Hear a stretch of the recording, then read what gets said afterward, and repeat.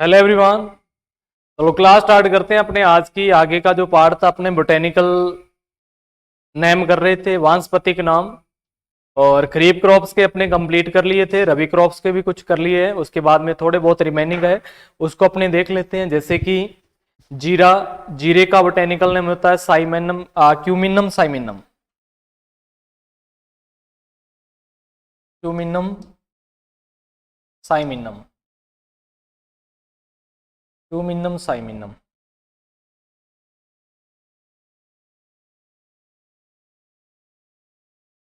क्यूमिनम साइमिनम। धनिए का coriandrum स्टाइवम, coriandrum स्टाइवम, coriandrum स्टाइवम। मेथी का फोनिकुलम आपने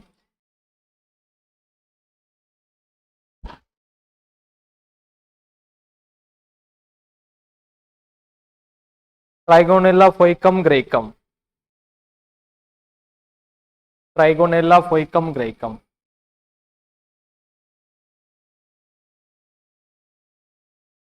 फोइकम ग्रेकम। और सौंफ का फोनिकुलम वुल्गेर, फोनिकुलम वुल्गेर, फोनिकुलम वुल्गेर।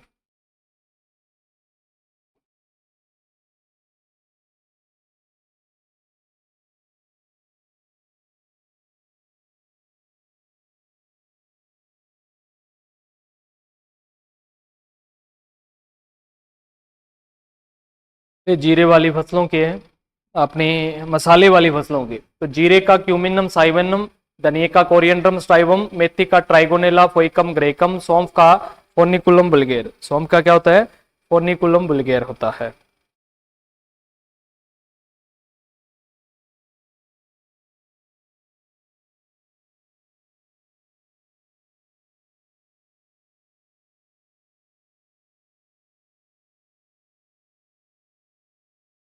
ठीक है।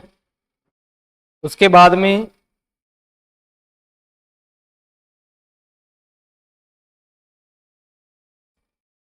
आगे है चारा की फसलें। रिज्का का मेडिकागो स्टाइवा, रिज्का का वानस्पतिक नाम क्या होता है? मेडिकागो, मेडिकागो स्टाइवा, स्टाइवा, मेडिकागो स्टाइवा। बरसीम का ट्राइफोलियम एल्केजेंड्रियम, ट्राइफोलियम, फोलियम एल्केजेंड्रियम, एल्केजेंड्रियम,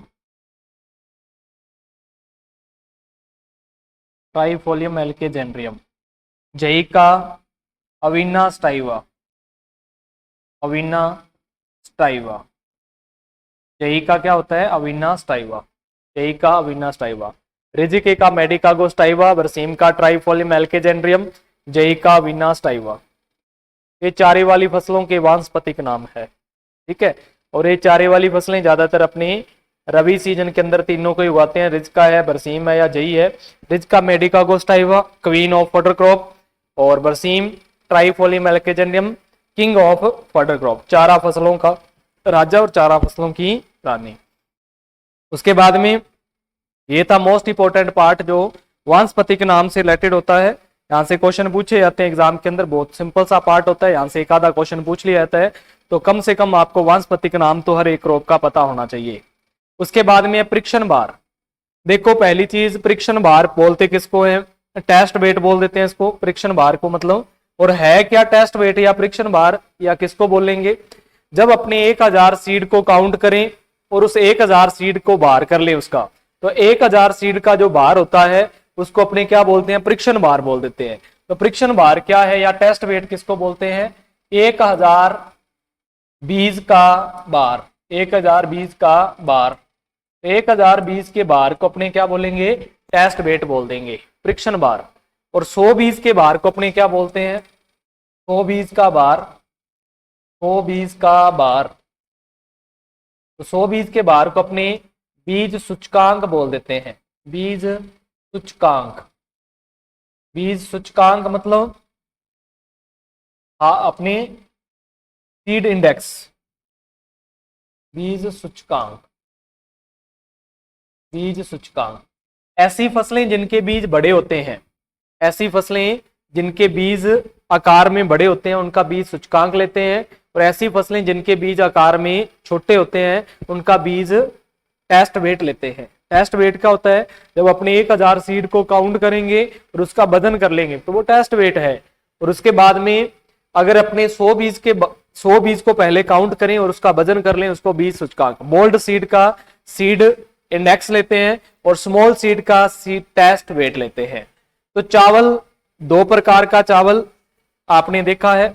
एक तो होता है सामान्य चावल, सामान्य चावल, सामान्य चावल, इसका टेस्ट वेट होता है 25 ग्राम, 25 ग्राम।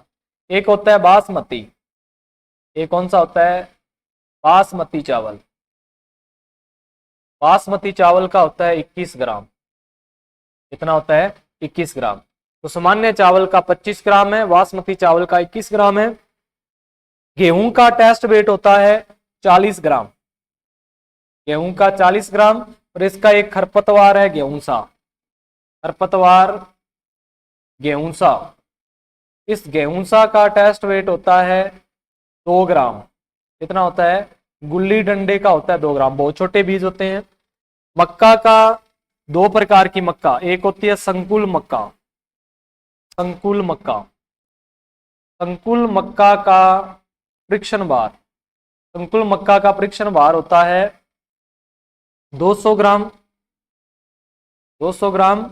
और संकर मक्का का, संकर मक्का का परीक्षण भार होता है 280 ग्राम। कितना? 280 ग्राम, 280। मूंगफली का 200 से लेकर 250 ग्राम, 200 से लेकर 250 ग्राम मूंगफली का। जौ का और जई का, जौ और जई 25 से 30 ग्राम, 35 से 40 ग्राम, 35 से 40 ग्राम जौ और जई का। ज्वार का 25 से 30, ज्वार का 25 से 30 ग्राम। बाजरा का 5 से 7 ग्राम। और उड़द का लगभग 36 से 49 ग्राम, 50 ग्राम। और मूंग का 42 से लेकर 45 ग्राम, याद रखना, 42 से लेकर 45 ग्राम, ये आप याद रखोगे। ये है टेस्ट वेट, परीक्षण भार, कि 1000 सीड को काउंट करो और उसका वजन कर लो, उसको अपने परीक्षण भार बोल देते हैं। उसको अपने क्या बोलते हैं? परीक्षण भार। तो परीक्षण भार क्या होता है? 1000 सीड का वजन होता है, इसका 1000 सीड का।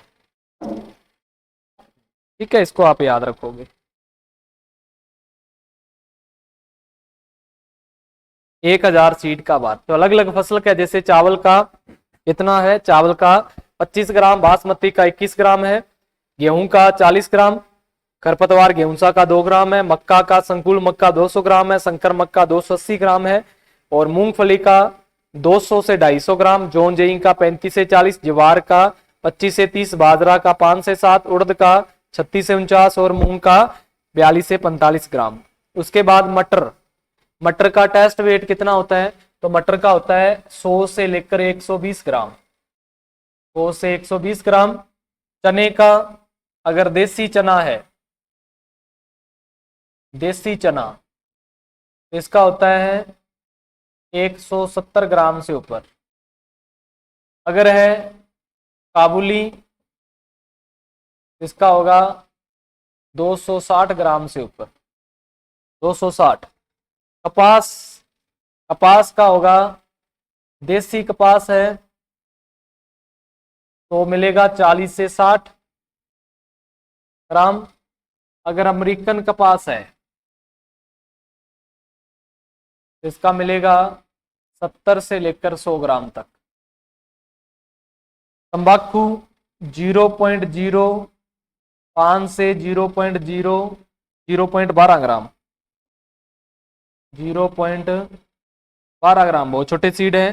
सूरजमुखी का 40 से 50 ग्राम, 40 से 50।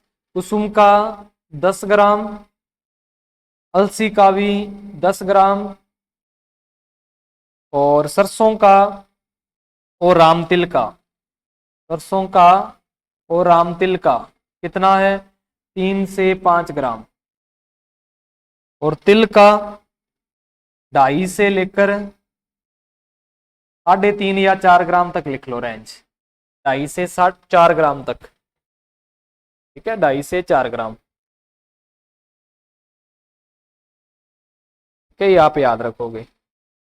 तो ये अपने मटर, चना, कपास, तंबाकू, सूरजमुखी, कुसुम, अलसी, सरसों, तिल, इनका टेस्ट वेट। कुछ क्रॉप बच गई है जिनका अपने लिख लेते हैं अलग से।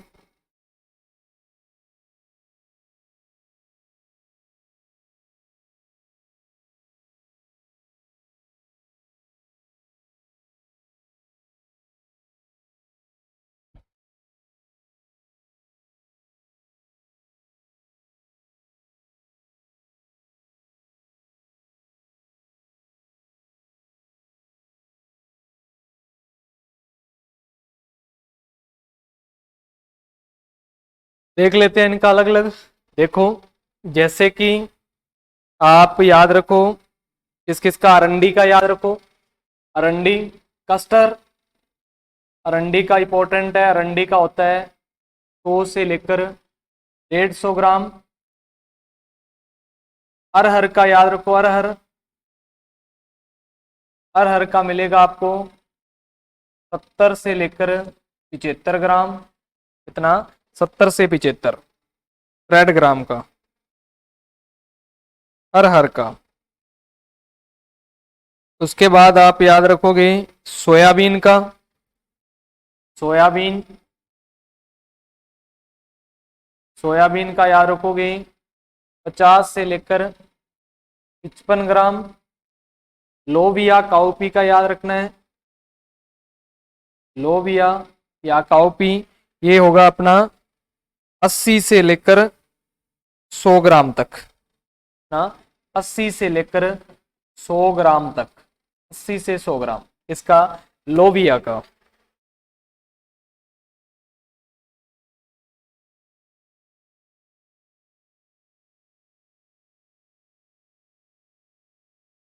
उसके बाद रिजका का 2 से 4 ग्राम, 3-4 एक साथ ही लिख लो। रिजका, प्याज,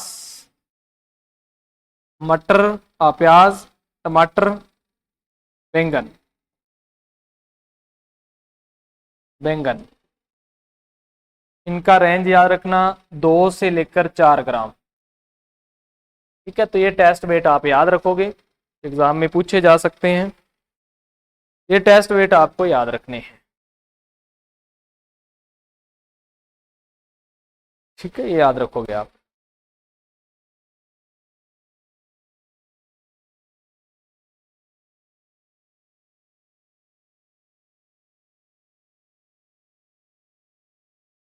फिंगर मिलेट का लिख सकते हो आप 1 से लेकर 4.5 ग्राम।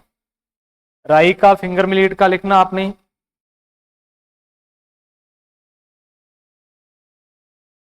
रागी, इसका लिख सकते हो 1 से लेकर 4.5 ग्राम,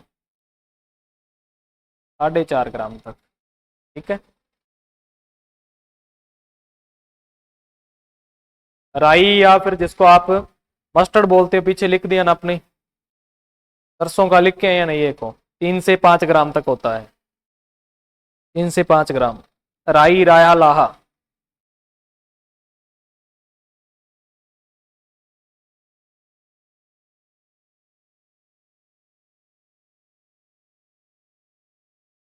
ये टेस्ट वेट है, मोस्ट इंपॉर्टेंट है, यहां से क्वेश्चन पूछे जाते हैं एग्जाम के अंदर।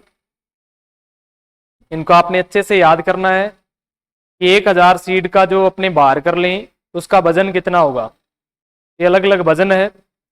उसके बाद में अगला आप हेडिंग लगाओगे, पहली किस्म, पहली संकर किस्म, first hybrid variety, most important है। गन्ने की पहली संकर किस्म कौन सी है, तो CO 205 है। गन्ने की पहली संकर किस्म CO 205, जिसको 1918 के अंदर विकसित किया गया था। मूंगफली की पहली संकर किस्म C 501 है, जिसको 1961 के अंदर विकसित किया गया।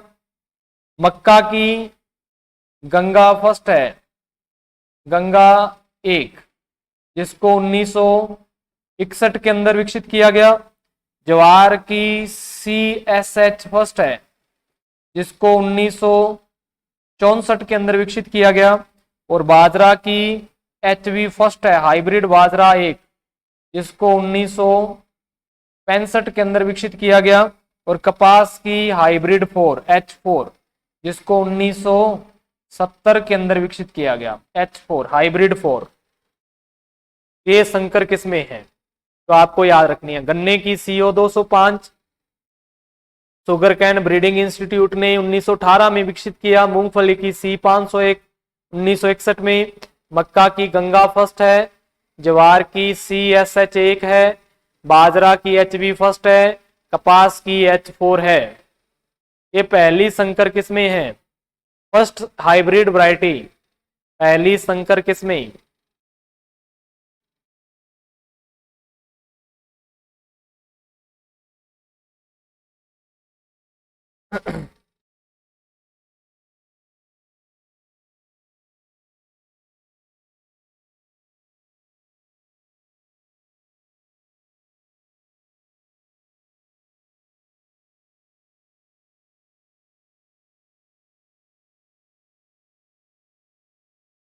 उसके बाद में चावल, चावल की पहली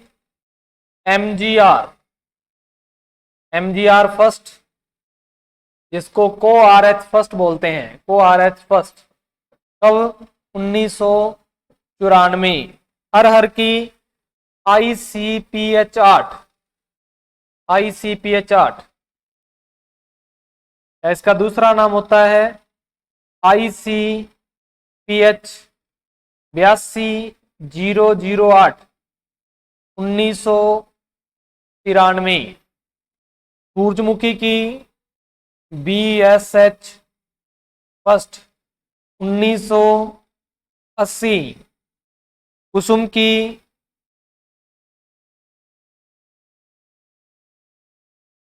VSS first 1980, ICPH MGR first, DSH 129, DSH 129 1991, DSH 129, ये कुसुम की है,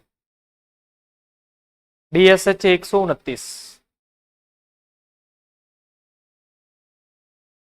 बता दिया अभी, राई राया लाहा, ठीक है। MGR first, ICPH 8, BSS first और DSH 129, ठीक है। ये अलग अलग चावल की, अरहर की है। मोस्ट इंपोर्टेंट अरहर की पूछी जाती है ICPH 8, जो इक्री सेट के द्वारा डेवलप की गई है। इक्री सेट ने इसको डेवलप किया था, इसके द्वारा, इक्री सेट।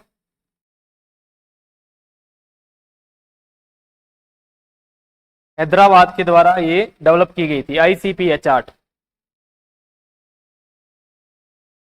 उसके बाद सरसों NRC HB 506, NRC HB 506 2008 2009 के अंदर DMR भरतपुर के द्वारा विकसित की गई है। तंबाकू की GTH फर्स्ट, GTH फर्स्ट। अरंडी की GCH3 1968, GCH3, अरंडी की GCH3, अरंडी की GCH3, अरंडी की GCH3।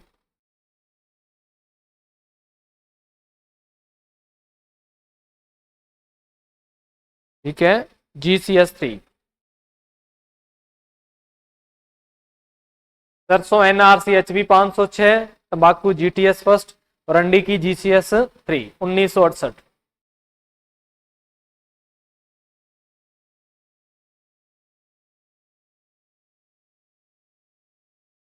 ये पहली संकर किस्में जो आपको याद रखनी है।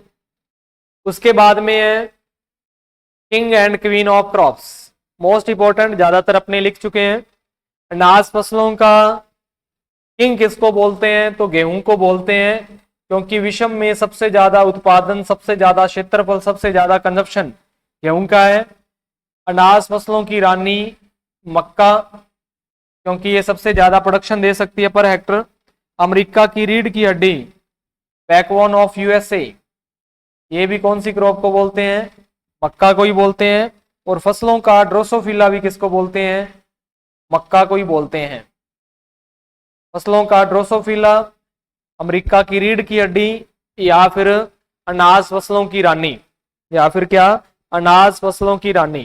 तो अनाज फसलों की रानी मक्का, अमेरिका की रीढ़ की हड्डी मक्का, फसलों का फसलों व पौधों का ड्रोसोफिला, इसको भी अपने क्या बोलते हैं, मक्का।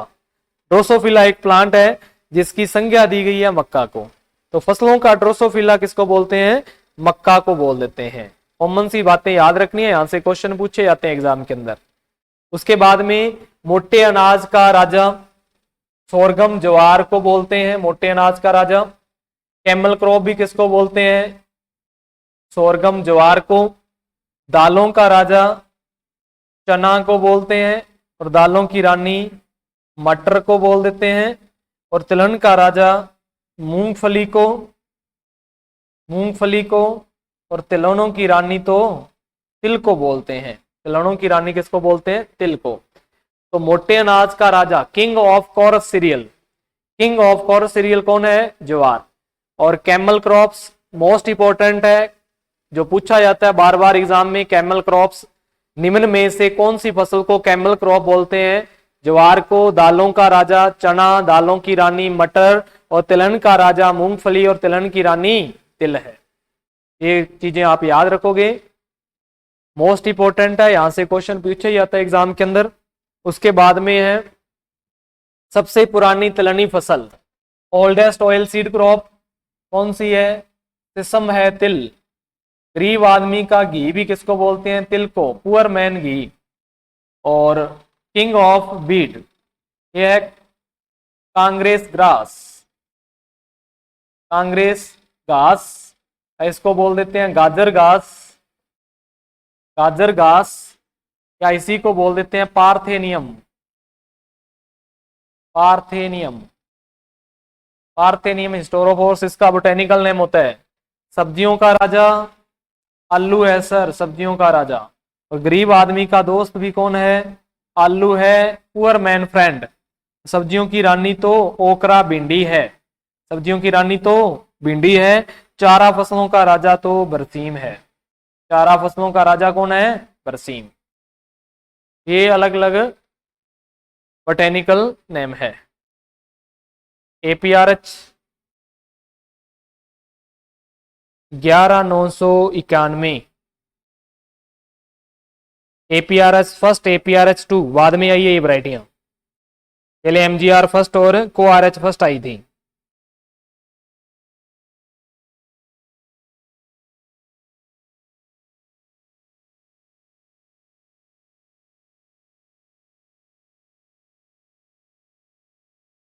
APRH फर्स्ट और APRH 2 बाद में आई है अभी।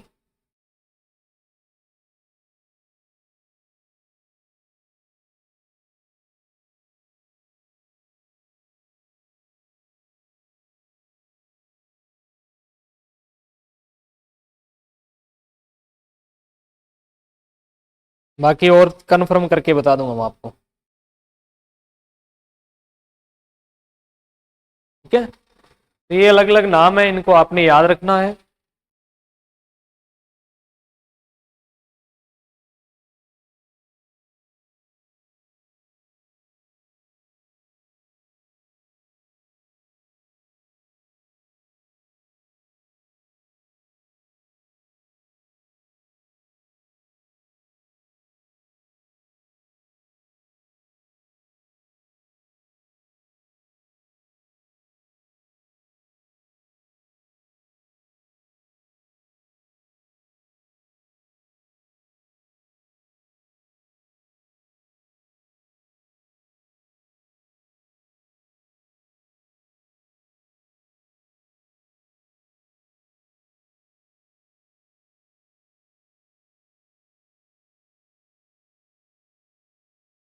चलो आगे, चारा फसलों की रानी अल्फा अल्फा, जिसको आप रिज्का बोल देते हो, लुर्सन बोल देते हो, रिज्का या लुर्सन, रिज्का या अल्फा अल्फा। गरीब आदमी का मांस, सोयाबीन को बोलते हैं गरीब आदमी का मांस, सोयाबीन। अमेरिका का पीला रतन, ये भी सोयाबीन को बोलते हैं, पीला रतन सोयाबीन को। हड्डी रहित मांस भी सोयाबीन को बोलते हैं, सोयाबीन हड्डी रहित मांस है, सोयाबीन। आश्चर्यजनक फसल, या इसको बोल दो अद्भुत, अद्भुत बोल दो इसको, अद्भुत, या इसको बोल दो वंडर क्रॉप, वंडर फसल। ये अपनी सोयाबीन को भी बोलते हैं और मक्का को भी बोल देते हैं, सोयाबीन और मक्का। और तिलहनी फसलों का फ्यूचर भी सोयाबीन को ही बोलते हैं, future of oil seed crop soybean.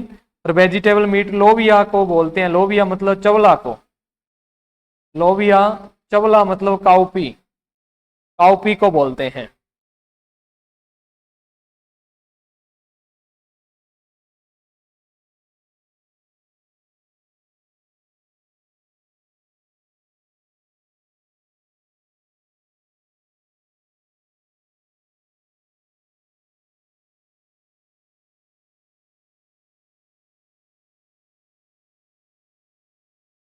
ठीक है, तो रिज का गरीब आदमी का मांस सोयाबीन, अमेरिका का पीला रतन सोयाबीन है, हड्डी रहित मांस सोयाबीन, आश्चर्यजनक फसल अद्भुत फसल सोयाबीन या मक्का, तिलहन फसल का फीचर सोयाबीन, वेजिटेबल मीट लोबिया या चवला।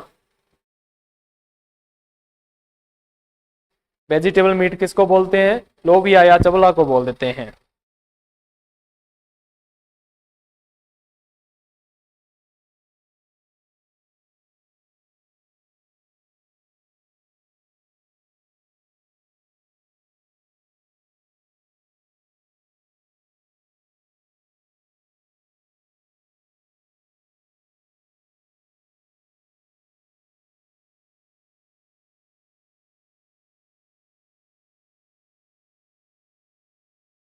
ठीक है,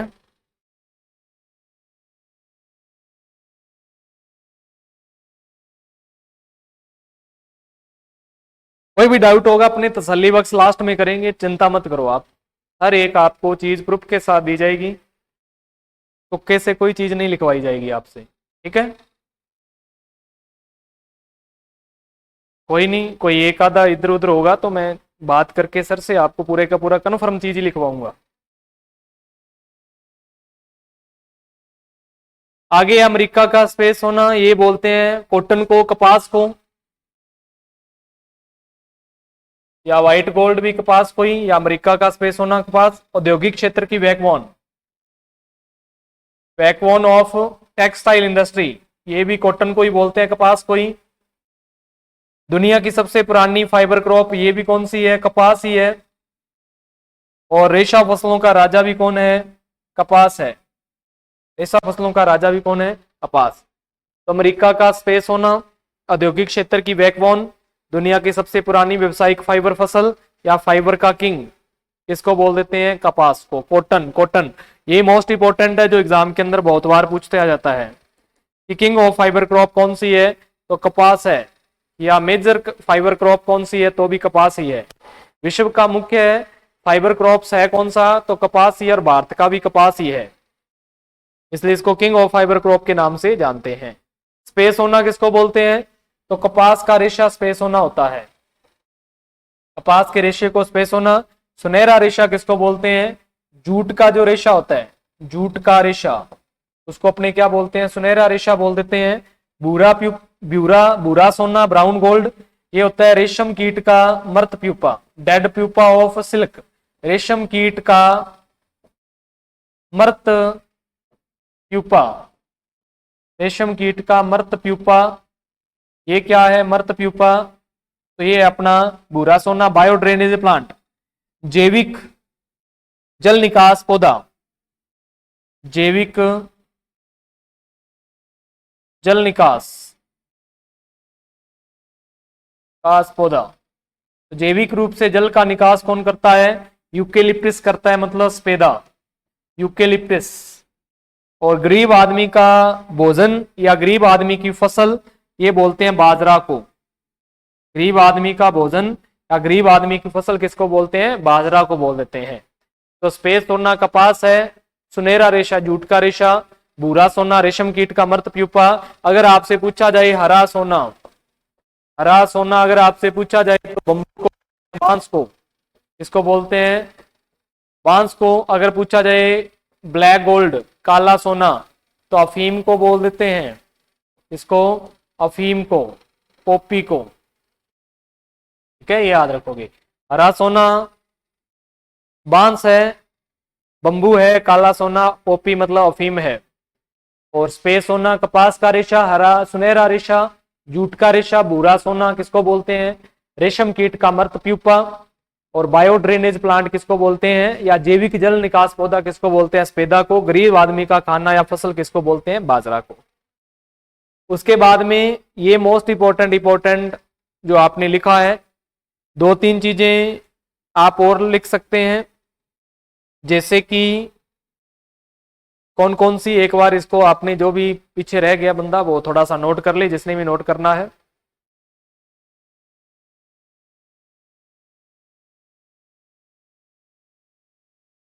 यहां पर आप एक याद रखोगे, गोल्डन ग्राम, गोल्डन ग्राम। गोल्डन ग्राम किसको बोलते हैं? तो याद रखना सोयाबीन को बोलते हैं। बाकी करेंगे अपने फसलों के अंदर इनको, फिर भी यहां पर याद रख लो गोल्डन ग्राम। गोल्डन ग्राम ये बोलते हैं अपने ग्रीन ग्राम को। मूंग को बोलते हैं गोल्डन ग्राम, मूंग। और गोल्डन बीन किसको बोलते हैं? सोयाबीन को, गोल्डन बीन। तो गोल्डन बीन बोल देते हैं सोयाबीन को, सोयाबीन ये गोल्डन बीन है, सोयाबीन। ये दो और याद रखोगे आप, गोल्डन ग्राम मूंग को, गोल्डन बीन सोयाबीन को। धान में अमीर आदमी की बीमारी, धान में अमीर आदमी की बीमारी, बीमारी, धान में अमीर आदमी की बीमारी ये बोलते हैं ब्लास्ट रोग को, ब्लास्ट रोग। ठीक है। और धान में गरीब आदमी की बीमारी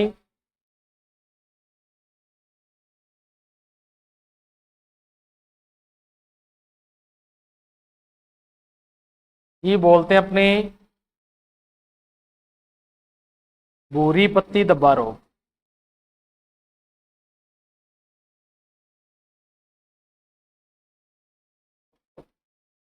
ठीक है, याद रखोगे।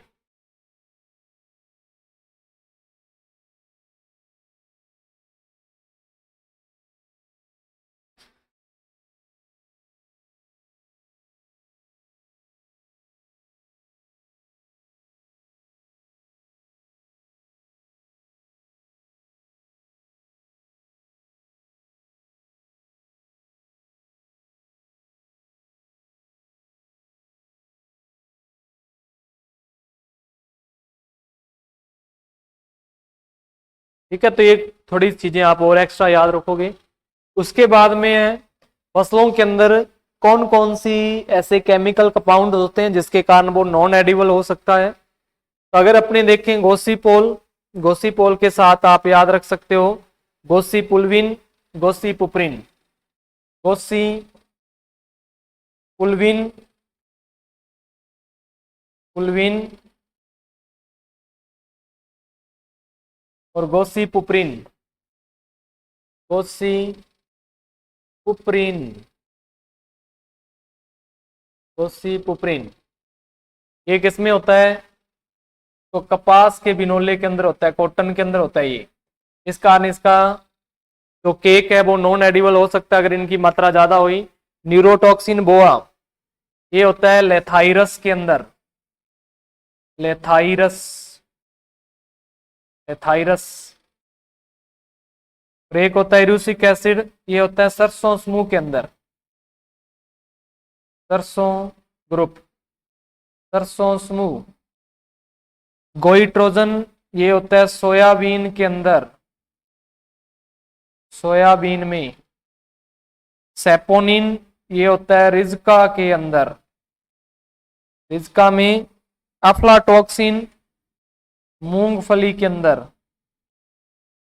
मूंगफली के अंदर होता है अफ्लाटॉक्सिन। और एसियन या दुरिन ये होता है ज्वार के अंदर, इसमें होता है ज्वार में, याद रखोगे।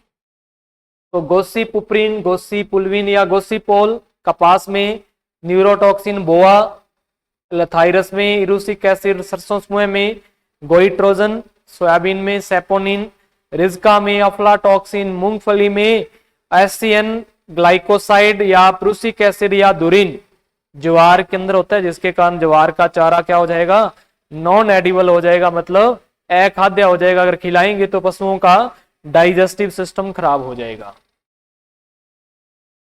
जिसके कारण फूड पॉइजनिंग हो जाएगी और पशु की क्या हो जाएगी, डेथ हो जाएगी।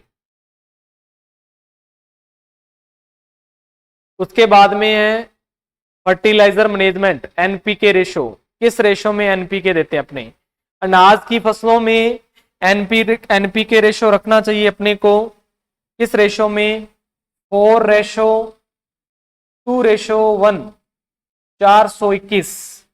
दलहनी फसलों में जितना भी लेग्यूम या जितना भी दलहन है 1:2:1, या फिर 1:2:2, 1:2:1 या 1:2:2, 121, 122। ऑयल सीड में 3:2:1, 321। चारा और रेशा फसलों में 2:1:4, 214। ये अपने एनपीके रेशो। अब कोई भी अनाज की फसल पूछी जाए, जैसे कि आपसे धान में पूछ लिया एनपीके रेशो क्या रखते हैं फर्टिलाइजर का, 4:2:1। कोई भी जैसे ऑयल सीड क्रॉप, दलहनी क्रॉप पूछ ली, जैसे लोबिया का पूछ लिया 1:2:1, तिलहन का पूछ लिया 3:2:1, चारा या रेशा फसलों का पूछ लिया 2:1:4। ये एनपीके रेशो रखेंगे अपने।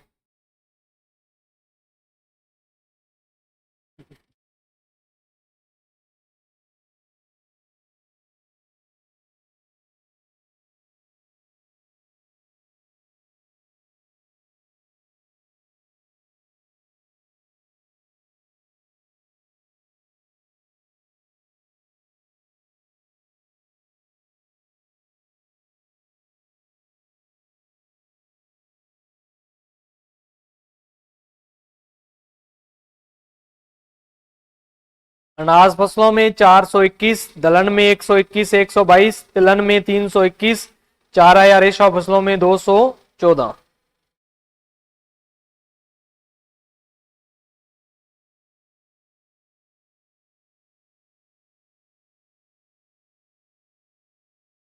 उसके बाद में वाटर रिक्वायरमेंट मिलीमीटर के अंदर, अलग अलग फसलों की वाटर रिक्वायरमेंट कि कौन सी फसल की कितनी जल मांग है। तो वाटर रिक्वायरमेंट, अगर चावल की वाटर रिक्वायरमेंट की बात करें तो ये होती है 1500 से लेकर 900 से लेकर 2500, 900 से लेकर 2500 ऊपर mm लिखा हुआ है मिलीमीटर। अगर सेंटीमीटर में पूछता है तो 90 से लेकर 250 सेंटीमीटर हो जाएगी। गेहूं ज्वार 450 से लेकर 650 मक्का की 500 से लेकर 800 गन्ने की 1500 से लेकर 2500 और मूंगफली आलू की याद रखोगे 500 से लेकर 700 और 700 से लेकर 1300 कॉटन की, और सोयाबीन की 450 से लेकर 700 mm। ये क्या है, वाटर रिक्वायरमेंट है। वाटर रिक्वायरमेंट मतलब उसकी जल मांग, कि कितनी जल मांग होती है, हर एक क्रॉप की अलग अलग है। सीजनली अगर जल मांग सबसे ज्यादा देखा जाए तो चावल की है। अगर लाइफ साइकिल के आधार पर देखा जाए तो गन्ने की है, क्योंकि गन्ने की लाइफ साइकिल ज्यादा होती है।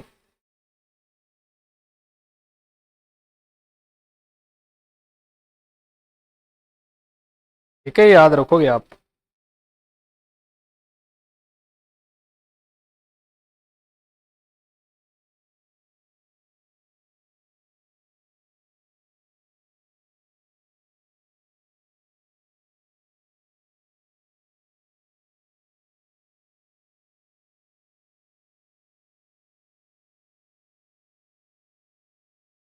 ये रह गया था क्या?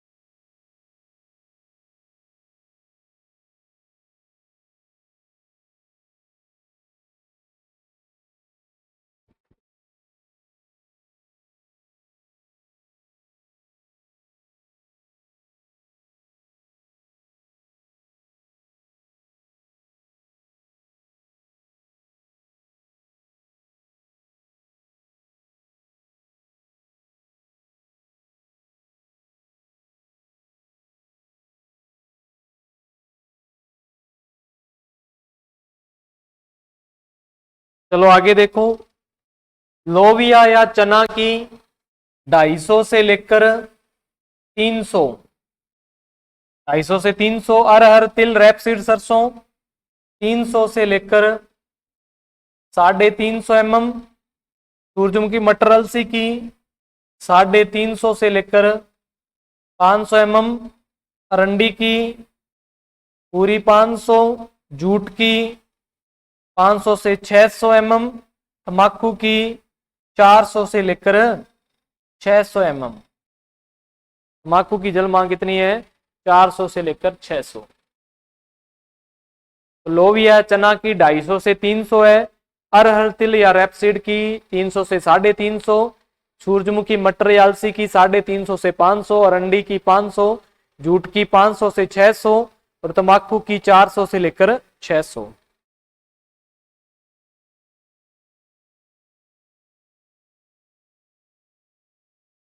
ये क्या है? जल मांग है, वाटर रिक्वायरमेंट मिलीमीटर में। लोबिया चना की 250 से 300 है। अरहर, तिल, रैपसीड, सरसों की 300 से 350। सूरजमुखी, मटर या अलसी की 350 से 500। अरंडी की 500। जूट की 500 से 600। तम्बाकू की 400 से 600। ठीक है, याद रखोगे।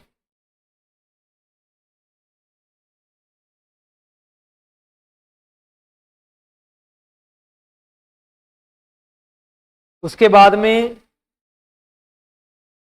मूंग की 150 से 250, 150 से लेकर 250 मिलीमीटर। उड़द बीन, क्लस्टर बीन और कुसुम की 200 से लेकर 250, 200 से 250। मसूर, तारामीरा की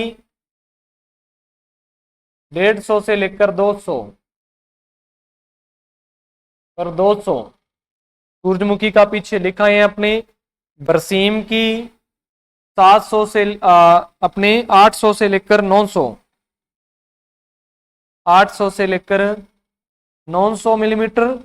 और रिजका की 700 से लेकर 1200 मिलीमीटर, 700 से 1200, 700 से लेकर 1200। ये किसकी है? रिजका की। तो ये जल मांग है, वाटर रिक्वायरमेंट है पर हेक्टर। लास्ट में करेंगे डाउट भी अभिषेक, लास्ट के अंदर पूरे के पूरे डाउट ही करेंगे अपने 5-6 मिनट के अंदर। मूंग 150 से 250। उड़द बीन, क्लस्टर बीन, कुसुम 200 से 250। मसूर, तारामीरा 150 से 200। सूरजमुखी का पीछे लिख लिया आपने, ये देखो। सूरजमुखी 350 से 500। ठीक है, 350 से 500 लिखा हुआ है। बरसीम 800 से 900, रिज्का 700 से 1200। उसके बाद अपने बात करें सिंचाई की क्रांतिक अवस्थाएं। सिंचाई की क्रांतिक अवस्था,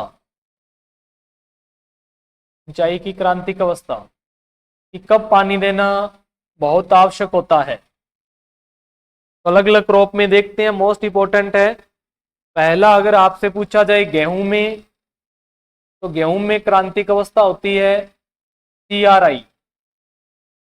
CRI अवस्था जो 21 से 25 दिन बाद आती है, 21 से 25 डे आफ्टर सोइंग। उसके बाद अगर आपसे पूछा जाए जौ में, जौ में टिलरिंग,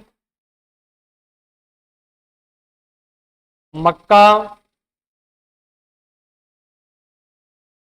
टैसलिंग, व सिल्किंग।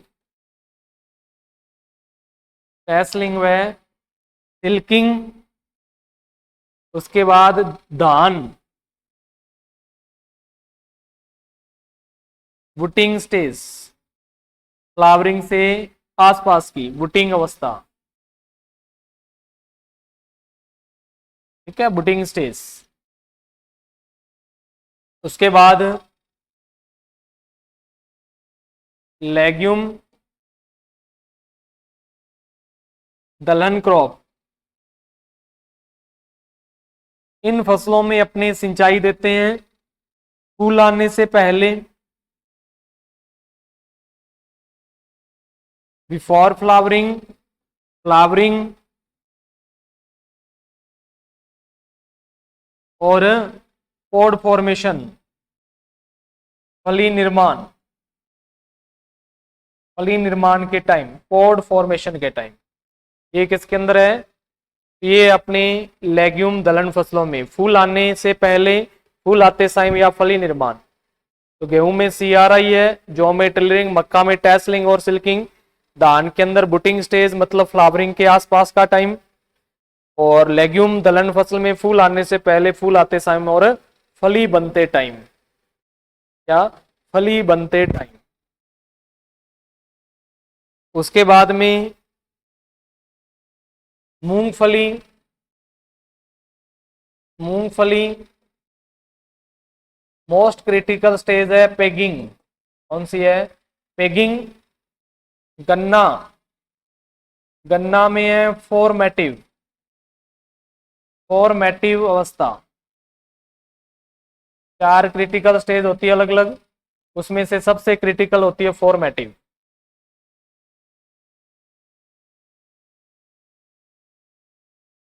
मसाला फसल,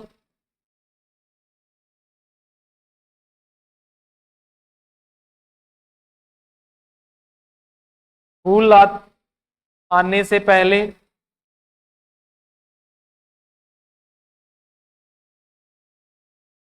फूल आते टाइम,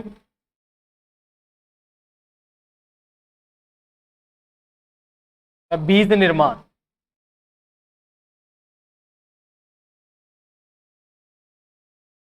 उसके बाद चारा,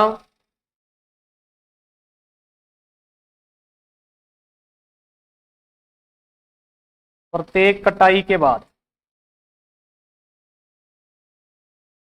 जब अपने पूरी फसल को काटते हैं उस टाइम नहीं, डेली का काट रहे हैं फिर भी सिंचाई, ऐसा नहीं होता है। उसके बाद में कपास, सिम्पोडियल शाखाएं,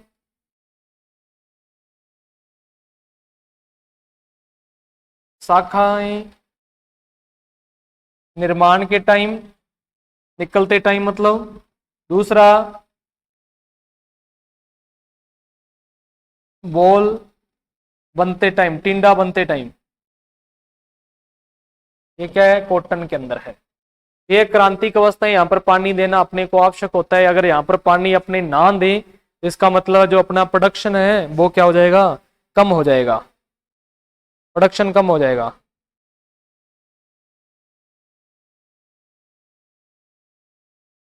क्या ट्रिक बताएं भी इसकी? अब ट्रिक कौन सी होगी?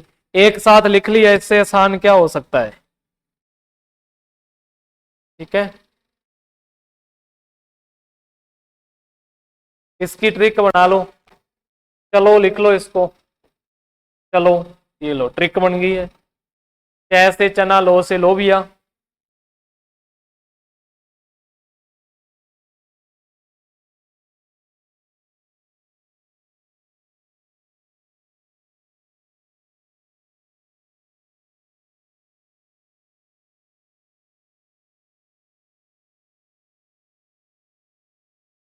ठीक है, बाकी एक साथ लिखे हुए हैं, ट्रिक इसकी कोई बन ही नहीं रही है।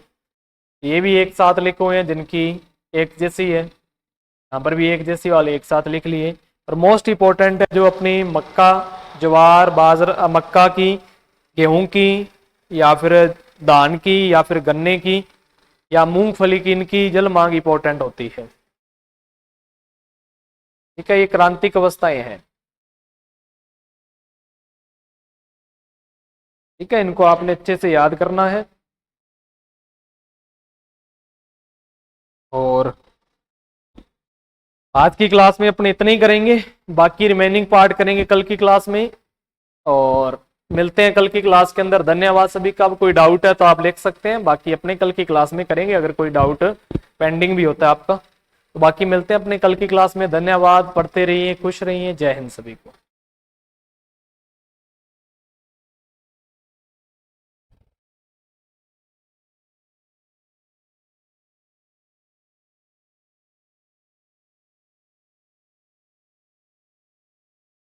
नहीं, बफरिंग नहीं है अभी, ओके है एकदम।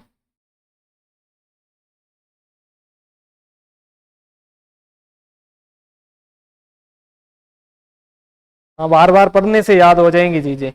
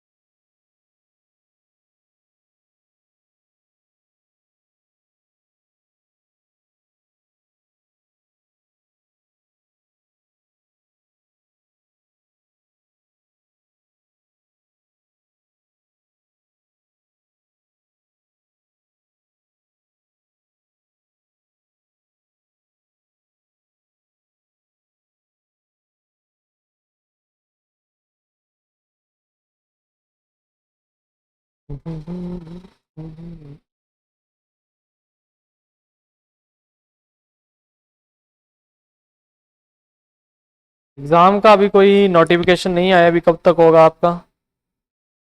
आएगा तो आपको अपडेट कर दिया जाएगा। ठीक है।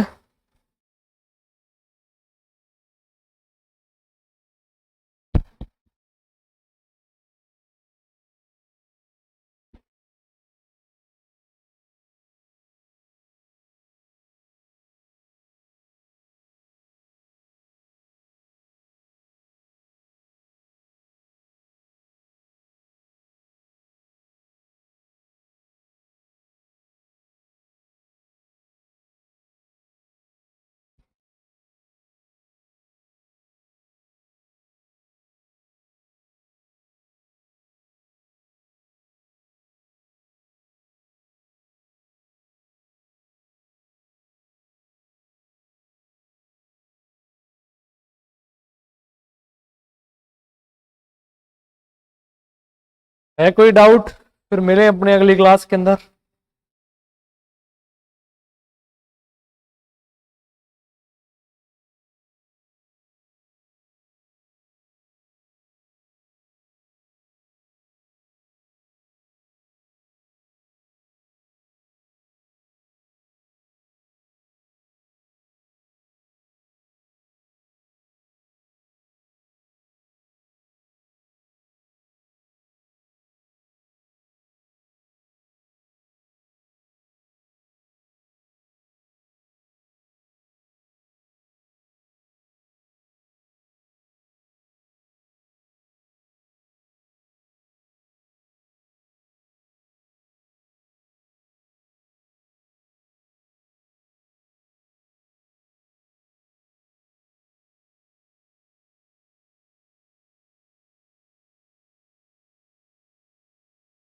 गुणसूत्र कल की क्लास में लिखवाएंगे भी आपको। तो आगे की क्लास का टाइम हो गया। ओके, चलो मिलते हैं कल की क्लास में। धन्यवाद।